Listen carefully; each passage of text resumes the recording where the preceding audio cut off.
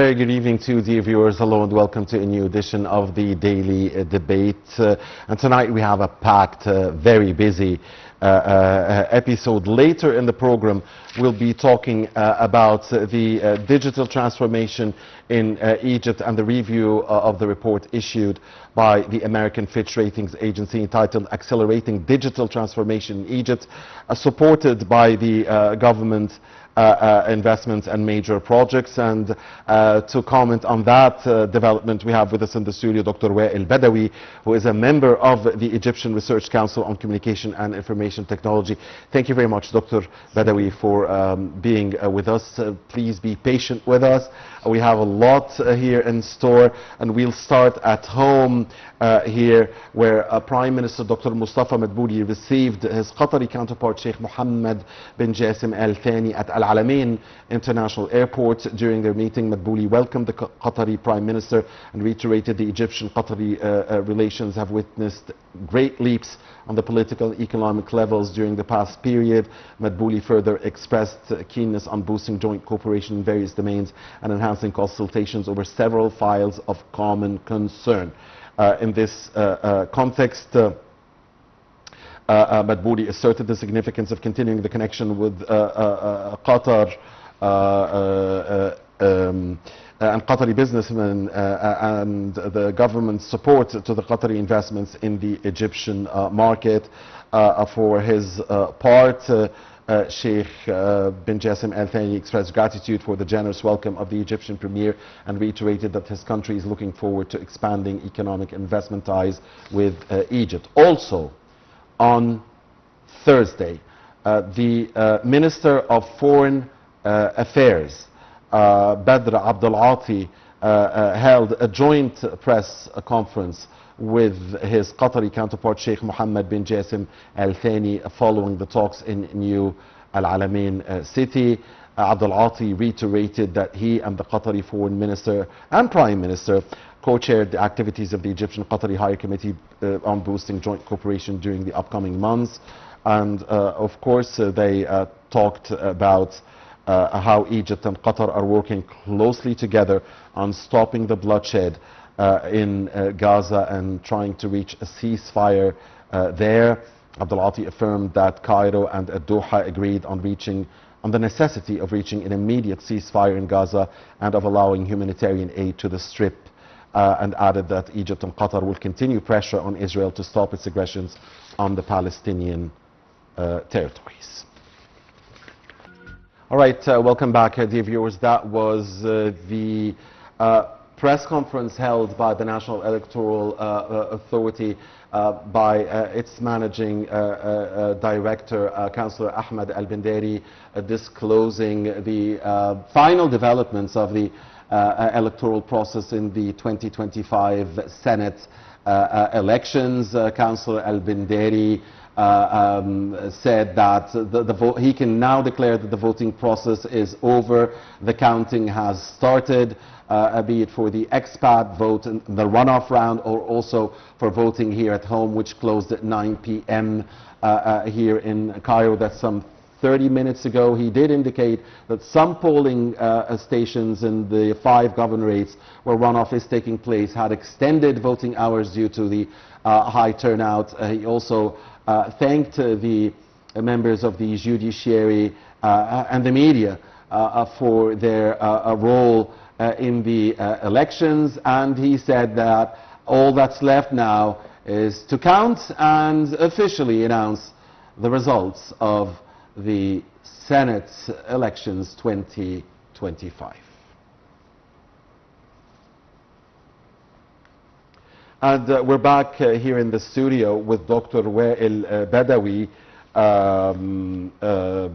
But before that, I would like to apologize, of course, to Ambassador Ayman Musharrafa, the former Assistant Foreign Minister, who was with us on the phone, and we had to cut that phone short to go live to cover, of course, that press conference by the National Electoral Authority regarding the final developments of the Senate elections 2025. Again, apologies to Ambassador Musharrafa. We were talking about, of course, Egypt and Qatar, and the visit of the Qatari Prime Minister and Foreign Minister here to Egypt. Of course, Gaza. Gaza is the main talking point, along with bilateral relations between Egypt and Qatar, especially in the business and investment side.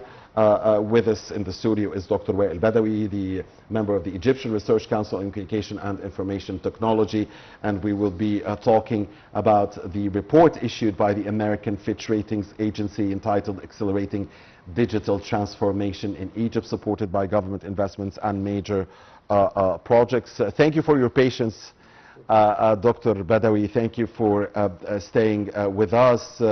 But we do have a report on our main topic, your topic, here tonight. So let's first watch this report, and when we come back, we will start our discussion. Sure.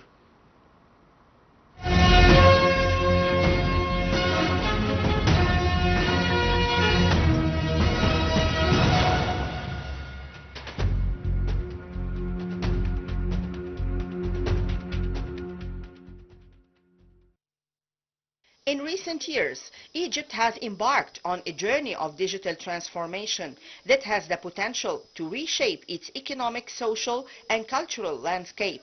With its rich history and strategic geographical location, the nation is poised to become a digital hub in the Middle East and North Africa, MENA region.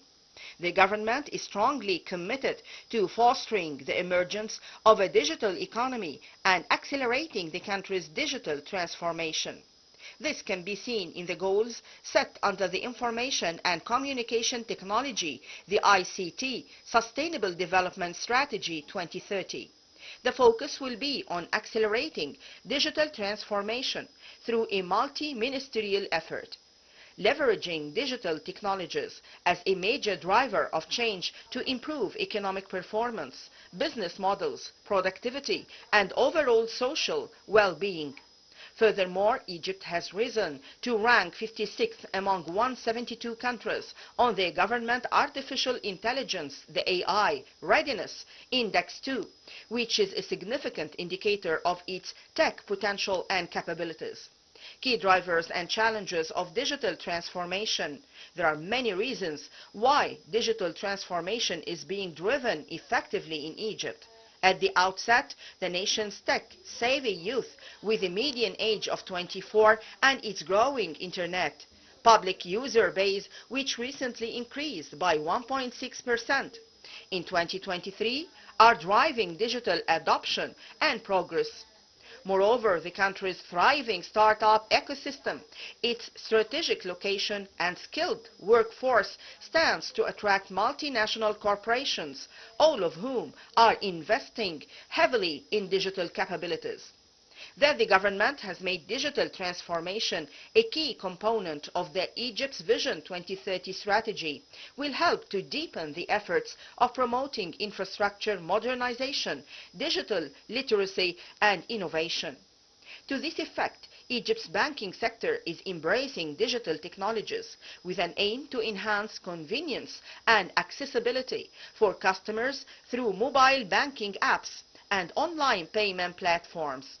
Egypt also succeeded to face issues related to digital divide, cybersecurity, regulatory frameworks, skills gap, financial inclusion, and literacy. Ensuring equitable access to technology and internet connectivity, developing clear regulatory frameworks, protecting customer data, and addressing the unpenetrated population is crucial to ensure that everyone can benefit from digital transformation. By leveraging its historical resilience and innovative spirit, Egypt can chart a course towards becoming a regional beacon of digital excellence. This transformation holds the potential to not only drive economic growth, solidifying Egypt's position as a regional digital leader, but also to enrich the lives of its citizens.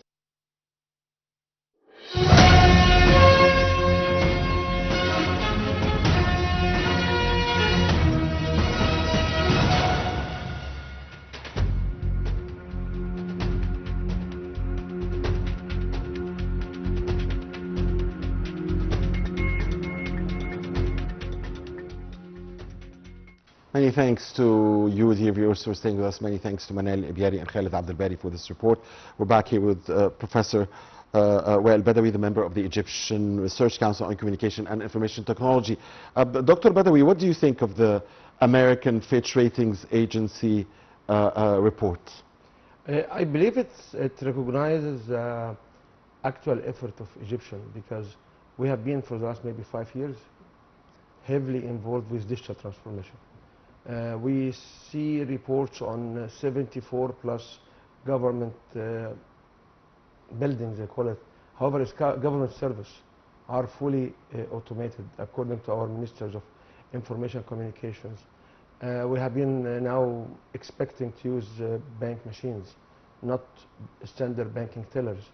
So I believe we have been taking a leapfrog.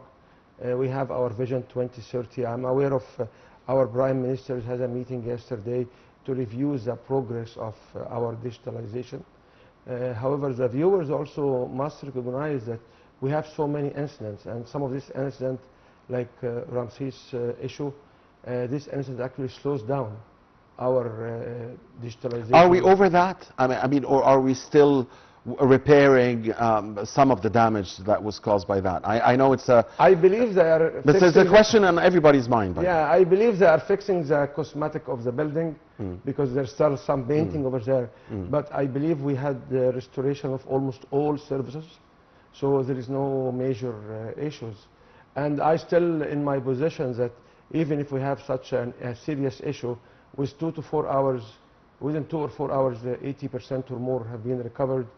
3 to 4 days, 5 days in a specific services is not a fatal issue, because we have to understand that digital transformations, it has its own issue, it has its own shortage, it has its own gaps, you know.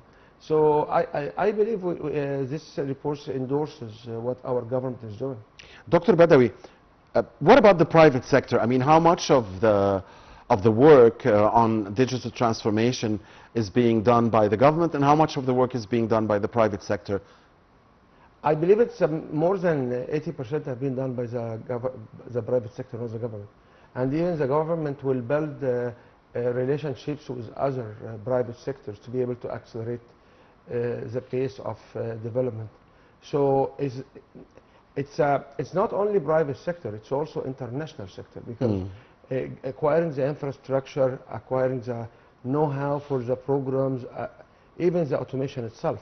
So we talk about bilateral agreements, multilateral agreements with major countries, not even companies, which hold these particular technologies.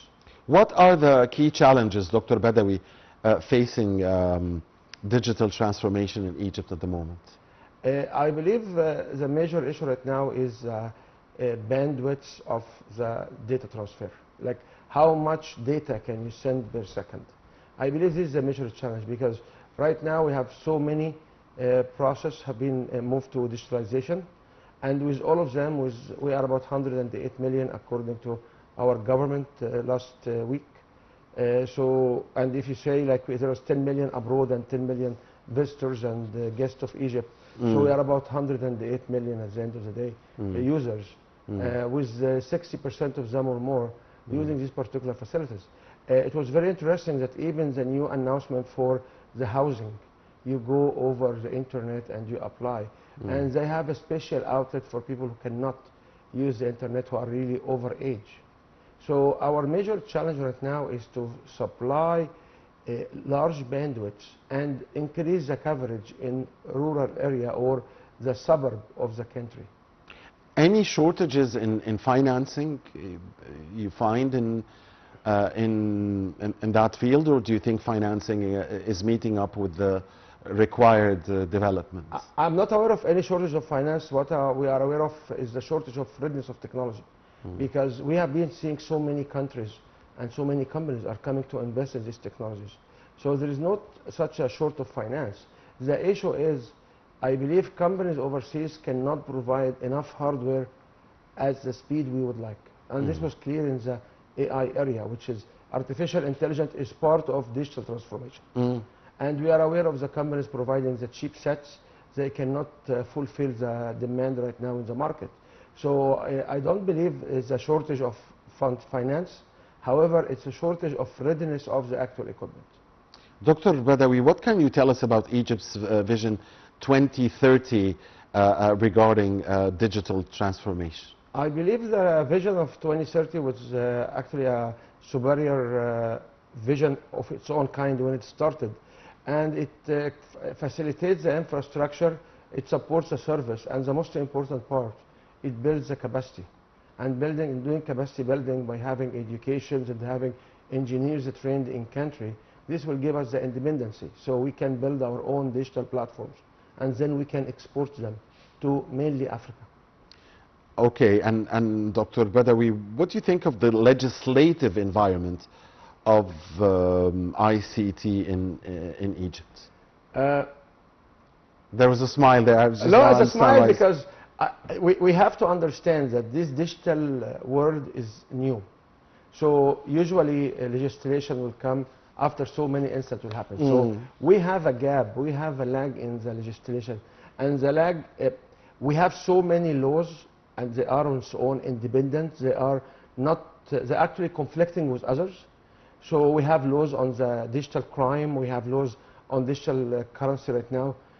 However, we don't have, I believe our legal system needs to look at the whole laws and try to build a new basket of laws integrated together, because evidence laws in Egypt does not allow, for example, for digital evidence. There are so many issues there. So I have to smile because we are not alone. Like if we are alone in this dilemma, we have to regret. But we are not alone. All countries are having the same issue. European Union start to build new laws for AI and for digital platforms. There are some countries do not even have laws or acts. And laws, I guess, could be updated, every day. I mean, there was this incident has nothing to do with the actually it does. I mean, it's the same topic. There was this teenager that committed suicide in the U.S., I believe, through chatting the chat GPT, and now they're saying like this is not as safe as we thought. So maybe you will have some type of legislation soon, maybe in the U.S. or elsewhere, because ChatGPT did cause a teenager to commit suicide, or help at least. There are regulations. So I am aware of the Board of Education in Canada and the U.S., different places. They prohibit using phones and using digital platforms for students in high schools and in some universities. Laws on its own, it's a very long route because it has to go through the different parliament or different chambers based on whatever system you have, and then they will be challenged in the Supreme Court. So if you want to establish a real law, you are looking for 3 to 5 years. On digital transformation, the laws will say every 18 months you have a new technology. So within 18 months you have a new technology. So laws cannot cannot go at the same speed. And have to be amended. They have regularly. To be amended, or there are some reviewed. Of these agencies, quasi-agencies, which produce regulations and directions how to best practice using these particular technologies. How is artificial intelligence developing in the air world, Dr. Badawy, in general? And we, of course, a big part of the air world. The AI developed it developed in silos, and yesterday we had an event in Alamein, which was run by the Arab nation, the Arab League. The Arab League, or the League of Arab States. Yes. And this was actually come on time because we have been watching lots of development in Emirates, in Saudi, in Qatar, Oman. There is 4 countries together are grouped together to do some effort. We have been watching the development happening in Egypt, in Morocco. So having the League of Arab States to move right now and try to look at bylaws, or trying to use to ethics, or try to build political documentations, these are very important because you have to understand we were not part of the radar because the Arabic language or the Arabic content on the international platforms is not as spread as Latin content. That's why Naturally, yeah. we don't have. Yesterday also I was in a conference speaking about how to incorporate the sarcasm of the Arabic language inside the generative AI. It was here in October city, so one of these universities over there. So there are so many activities, but the most remarkable one was actually League of Arab States standing and saying that we would like to do something. So this was amazing. A good move at an appropriate time. Yes. You mentioned the importance of preserving ethics when it comes to the use of AI. Ethics, regulation, security. So how challenging are these areas? These areas are extremely challenging because there is not lots of awareness around it. Like one of the serious issues we are watching right now is that ethics and the digital culture is not around, because people do not want to slow their ethics is against innovation. This was. It doesn't have to be so. It doesn't have to be so. In this particular area, it does. Because when you talk about ethical use, you talk about privacy, you talk about securing identity. It reduces the amount, it increases the amount of time to use platform, because you have to verify. So having controlling by laws and regulations, it reduces innovation. And this is one of the serious issues. Too many regulations, too much control would strangle innovation. That's understood. But generally speaking, you can be innovative and still preserve ethics. I mean, you can be. I mean, and we see examples. I mean, it's not rare. I agree with you. However, if I want to try and apply almost everything I can do, we have to we have to create a safe environment where violating ethics will not impact anybody in a negative way. This is how we say. Now, the issue of cybersecurity is a serious issue, because our laws actually prevent our students from practicing cybersecurity as exercise for the school.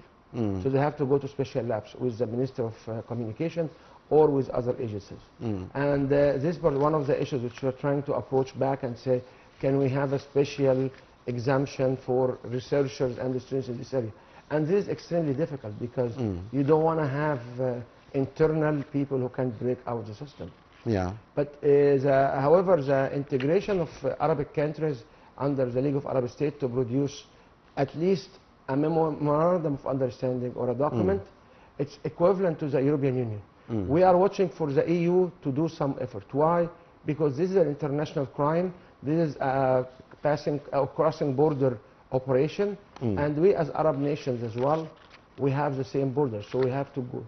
And we also visualize that not all Arab nations are at the same readiness, because there are so many Arab states do not have this massive interest in yeah, I wanted to ask you about this, and you prompted me to put the question forward by when you said not all Arab states, you know, are at the same AI level or or technological state.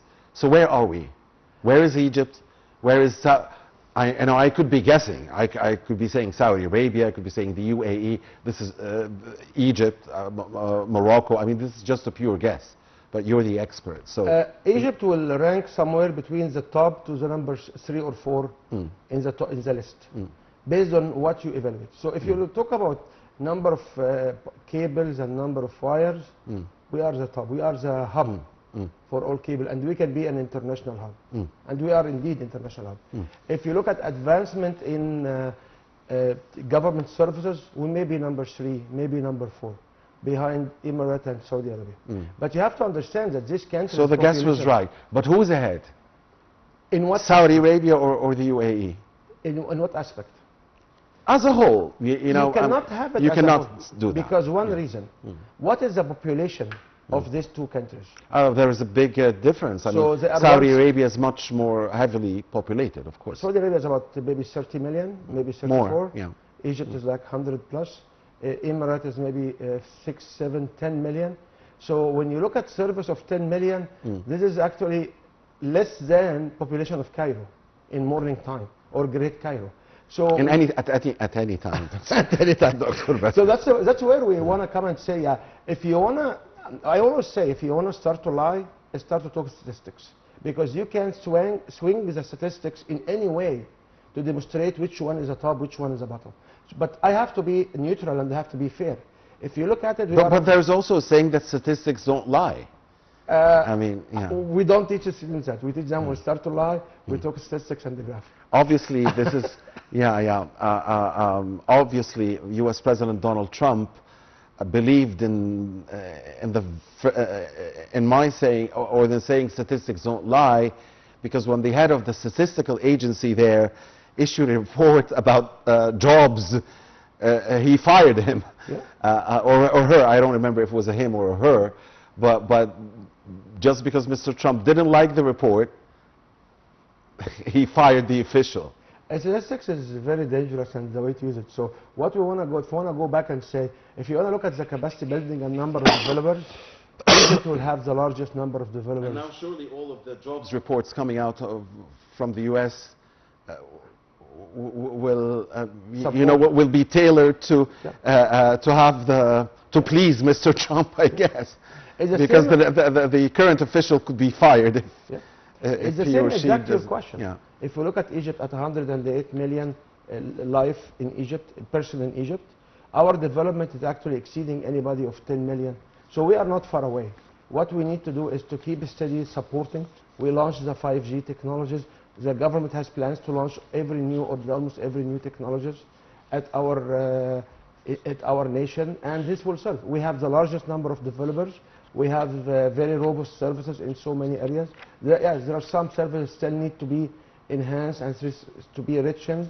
However, we are here. We are ahead of other nations in Arab nations and other nations in Africa. Good to hear. Unfortunately, time is up, dear viewers. On behalf of you, we thank very much our dear distinguished guests, Professor Dr. Wael Badawy, the member of the Egyptian Research Council on Communication and Information Technology. Thank you very much, Dr. Badawy. It's been a pleasure. Thank you, sir. Thank you, dear viewers, for watching us. Please stay with 9TV International.